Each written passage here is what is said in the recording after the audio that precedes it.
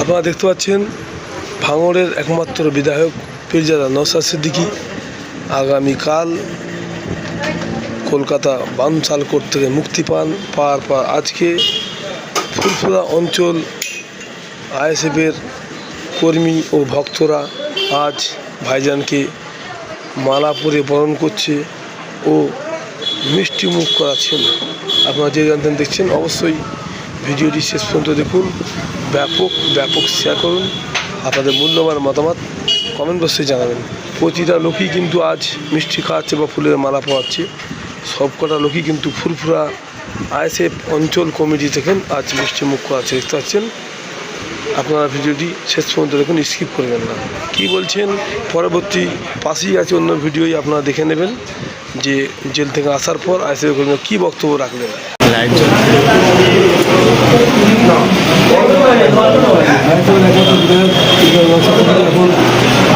ফুরফুরা অঞ্চল কমিটির পক্ষ থেকে ফুল দিয়ে বরণ করছে, দেখতে পাচ্ছেন। ইতিমধ্যে সকালে মিলে বরণ করছে ফুল দিয়ে, দেখতে পাচ্ছেন। আইএসএফের যে অঞ্চল কমিটি ফুরফুরা থেকে আজকে সকালে মিলে ভাইজানকে ফুল দিয়ে বরণ করছে, দেখতে পাচ্ছেন। আপনার যে নিয়ন্ত্রণ দিচ্ছে অবশ্যই কমেন্ট করে জানাবেন। আপনার আইন তৈরি করছে, এখানে দিদি সেই আইন রক্ষা করছে। দাদা দিদির সেটিংয়ের ব্যাপার, সেটা আমরা সকলে বুঝতে পারছি। সংবিধান বিরোধী 2025 ওয়াকফ বিল লাগু করেছে, তার বিরুদ্ধে আমাদের লড়াই ছিল। তাহলে যদি আন্দোলন করতে আমাদের দিল্লি যেতে হয়, তাহলে ওনাকেও ভোট চাইতে কিন্তু দিল্লি যেতে হবে। এইচএসসি হাবিব মিডিয়া ও শেখালা টিভি, আমি শেখ হাবিব রয়েছি আপনাদের সঙ্গে। আমি এই মুহূর্তে বসে আছি ভাইজানের বাড়িতে আছি, ইতিমধ্যে ফুরফুরা শরীফে।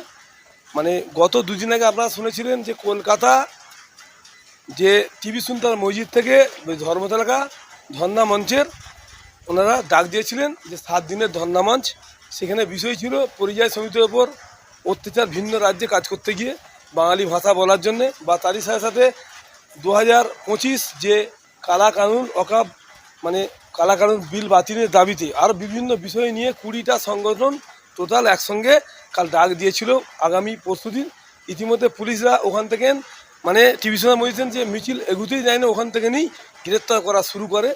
ওনারা একই দাবি, এখানে আপনারা সরে যান, না আমরা অন্য পদক্ষেপ এই নিয়ে কাল বানশাল কোর্টে টোটাল 96 জন ভাইজান সহ কাল মুক্তি পাওয়ার পর আজকে ফুরফুরা অঞ্চলের যেসব কমিটির লোকেরা আছেন, কর্মী সমর্থকরা, তারা আজকে ভাইজানকে ফুল দিয়ে বরণ করলেন। কি বললেন এই দাদাদের মুখ থেকে শুনবো, আপনারা ভিডিওটি শেষ পর্যন্ত দেখুন, ব্যাপক আপনার মূল্যবান মতামত কমেন্ট বক্সে জানাবেন। বিষয়টা ছিল যে আমাদের ধর্না মঞ্চ ছিল কেন্দ্রীয় সরকারের বিরুদ্ধে, যে কেন্দ্রীয় সরকার সংবিধান বিরোধী 2025 ওয়াকফ বিল লাগু করেছে, তার বিরুদ্ধে আমাদের লড়াই ছিল। তারপরে পরিযায়ী শ্রমিক, ভিন রাজ্যে পরিযায়ী শ্রমিককে যেভাবে অত্যাচার হচ্ছে, আমিও বাস্তবে একটা পরিযায়ী শ্রমিক, আমার ওপরে ভিন্নভাবে যেমন বাঙালি বলার জন্য আক্রান্ত হতে হয়, কখনো মুসলিম বলে আক্রান্ত হয়। এই ইস্যু নিয়ে সেই দিন আমাদের ধর্না মঞ্চ ছিল। কিন্তু দুঃখের বিষয়, মমতা বন্দ্যোপাধ্যায় বিজেপির সাথে সেটিং করে চালাচ্ছে। একটাও বারও আমরা দেখলাম না যে ভিন রাজ্যের বাঙালিদের ওপরে যে অত্যাচার হচ্ছে, মমতা বন্দ্যোপাধ্যায় একবারও যে কোনো একটা কড়া স্টেপ নিল না। যে রাজ্যগুলোতে বাঙালিদের ওপরে অত্যাচার হচ্ছে সেইটা বিজেপি শাসিত। কিন্তু দুঃখের বিষয়, মমতা বন্দ্যোপাধ্যায় বিজেপির সাথে সেটিং করে, আরএসএস সাথে সেটিং করে এই বাংলার মানুষকে বলছে আন্দোলন করতে হলে দিল্লিতে চলে যাও। কখনো ওয়াকফ আন্দোলন করতে হলে দিল্লিতে যেতে বলছে, কখন পরিযায়ী শ্রমিকের নিয়ে আন্দোলন করতে হলে বলছে দিল্লিতে যাই। কিন্তু দুঃখের বিষয়, আমরা গ্রামের খেটে খাওয়া মানুষ, আমরা পরিযায়ী শ্রমিক, আমরা রোজ আনি রোজ খাই, আমরা দিল্লি যাওয়ার মতন তো আমাদের সহমত নেই। ওই জন্য বাংলার মানুষ আমরা বাংলায় আন্দোলন চালিয়ে রেখেছি, আগামী দিনও বাংলাতেই আমরা আন্দোলন করব। আমি বলছি যে দিদি যে বলছে যে দিল্লিতে গিয়ে আন্দোলন করো, তাহলে ভোটটা যখন চাইবে দিদি, তাহলে দিল্লিতে গিয়ে ভোট চাইবে?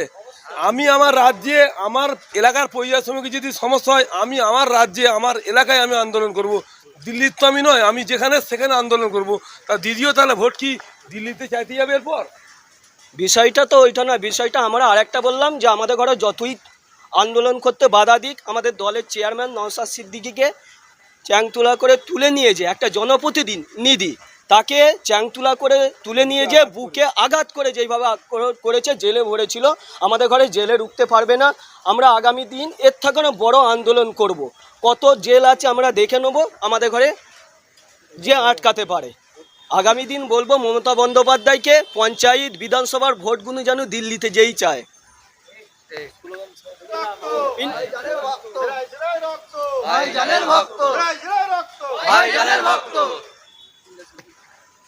ইন্ডিয়ান সেকুলার ফ্রন্ট জিন্দাবাদ, নওশাদ সিদ্দিকী জিন্দাবাদ। লড়াই আমাদের এই চলবে। কেন এই লড়াই? দেশকে বাঁচাবার লড়াই, এই লড়াই দেশের সংবিধানকে বাঁচাবার লড়াই, এই লড়াই গরিব অসহায় খেটে খাওয়া লাঞ্ছিত বঞ্চিত মানুষের পাশে দাঁড়াবার লড়াই। আর এই লড়াই ইন্ডিয়ান সেকুলার ফ্রন্ট লড়তে থাকবে। কোনো জেলও আটকাতে পারবে না, পুলিশও আটকাতে পারবে না। কেন আমাদের ঘরে বাবা সাহেব আম্বেদকর সংবিধানে লড়াই করার প্রতিবাদ করার আমাদের ঘরে অধিকার দিয়েছে। আর বাবা সাহেব আম্বেদকরের সংবিধান মেনে আমরা লড়াই করতে থাকবো।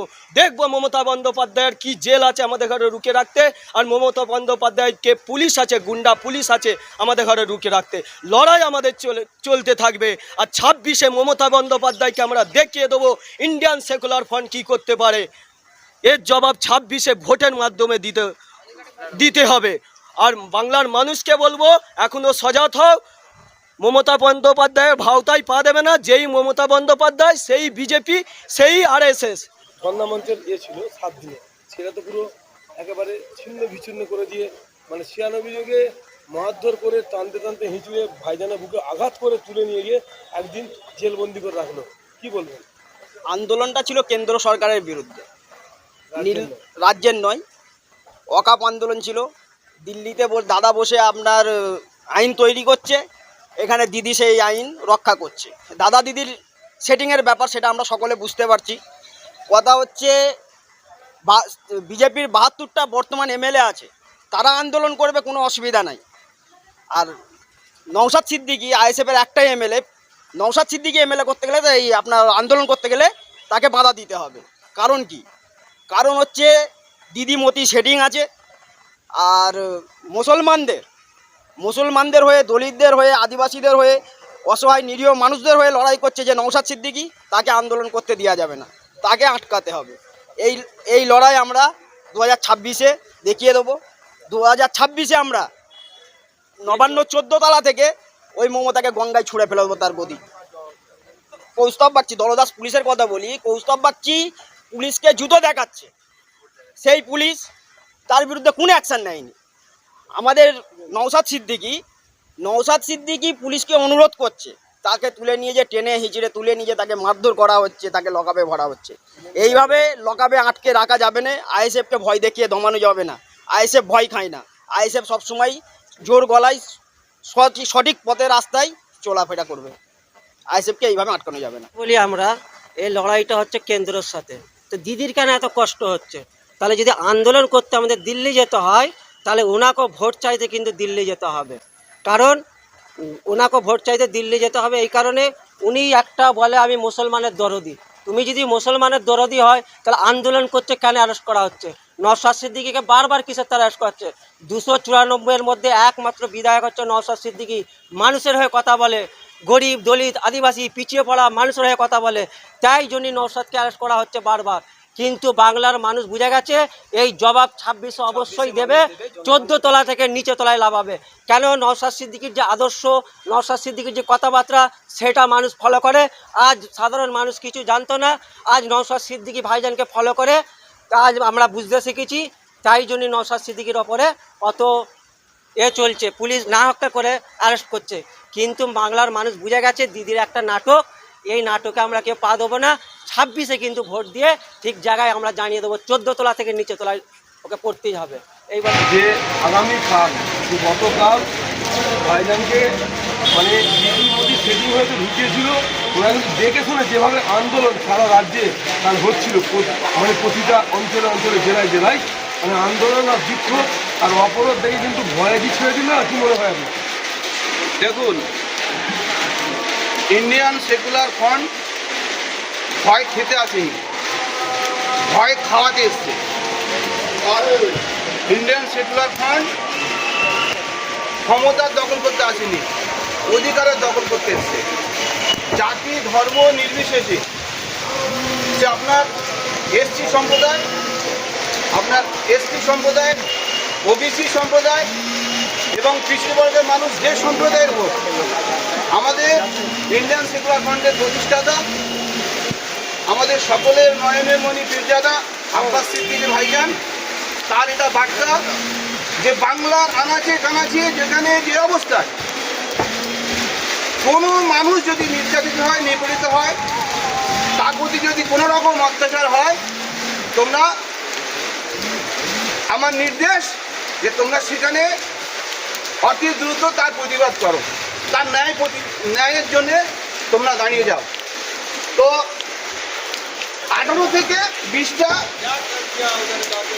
আপনার সংগঠন, তারা ভাইজানের নেতৃত্বে এই যে ওয়াকফ বিল, এসআইআর, আপনার এই যে আরও যে বিভিন্ন যে পরিযায়ী শ্রমিক থেকে শুরু করে বিভিন্ন যে আপনার দাবি দাবা, ওবিসি, যে আপনার এসসি এসটি, যে আপনার যে ভুয়ো, সেসব নিয়ে যে চলছিল, সেই দুর্নীতি মুক্তর জন্যে কলকাতা ধর্মতলায় আমাদের একটা সমাবেশ করা হয়েছিল। সেই সমাবেশটা যখন বাংলার আনাচে কানাচে সর্বসম্প্রদায়ের মানুষ যখন ভিড় জমাচ্ছে, এটা এই দিদি মোদি অর্থাৎ বিজেমূল এটা সহ্য হয়নি। তাই তারা সম্পূর্ণ চক্রান্ত করে একটা সুষ্ঠু শান্তি শৃঙ্খলাপূর্ণ জমায়েতকে তারা ভেস্তে দেওয়ার জন্যে আমাদের সকলের প্রিয়, আমাদের ইন্ডিয়ান সেকুলার ফ্রন্টের চেয়ারম্যান এবং ভাঙড়ের বিধায়ক, আমাদের সকলের নয়নের মণি মাননীয় নওশাদ সিদ্দিকী ভাইজান সহ কামরুজ্জামান, হাকিকুল ইসলাম, এরকম ইমতিয়াজ আহমেদ সহ বিভিন্ন যে আমাদের পার্টির সেক্রেটারি বিশ্বজিৎ মাইতি সহ যে সকলকে যে মানে অ্যারেস্ট করেছিল, এটা সম্পূর্ণ ভুয়ো কৌশল, সেটা আপনারা বুঝতে পেরে গেছেন। কোনো রকমভাবে কোনো মানে চক্রান্ত ধোপে টেকেনি। তাই আমরা এই মহা আনন্দে আমরা যেমন আরও যে পুনর্জীবিত হলাম, আমরা যে আগিয়ে এলাম, আমাদের পশ্চিমবাংলার আনাচে কানাচে যে আমাদের যে ইন্ডিয়ান সেকুলার ফ্রন্ট একটা ন্যায়নিষ্ঠ তা প্রতিষ্ঠা হলো, আর ভবিষ্যতে আরও ভালো জায়গা হবে।